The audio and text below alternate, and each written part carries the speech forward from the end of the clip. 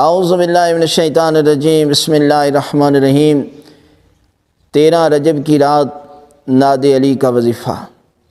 حضرت امام جعفر صادق علیہ السلام فرماتے ہیں کہ 13 رجب کی شب اللہ 70,000 فرشتوں کو زمین پر آنے کا حکم دیتا ہے، اور انہیں فرماتا ہے کہ جو بندہ آج کی شب نماز مغرب کے بعد 27 مرتبہ ناد علی کا ذکر کرتا ہے اور اس کے بعد ہاتھوں کو اٹھا کر حضرت محمد مصطفیٰ صلی اللہ علیہ وسلم اور ان کی آل کا صدقہ دے کر دعا کرتا ہے، تو پروردگار اس کی ہر دعا کو، ہر پریشانی کو، ہر مصیبت کو پروردگار جو ہے وہ اس ناد علی کے ذکر کے صدقے میں اس کو دور کر دیتا ہے۔ اس لیے کہ مولا علی کا ذکر، مولا علی کا نام اسم اعظم ہے، اس کے ذریعے جو بھی دعا کریں گے پروردگار جو ہے وہ آپ کو بغیر حساب کے پروردگار آپ کو عطا کرے گا۔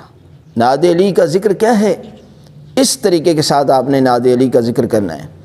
ناد علی مظہر العجائب تجدہ اون لک فی النوائب کل ہم و غم سینجلی بعظمتک یا اللہ یا اللہ یا اللہ بنبوتک یا محمد یا محمد یا محمد بولایتک یا علی یا علی یا علی۔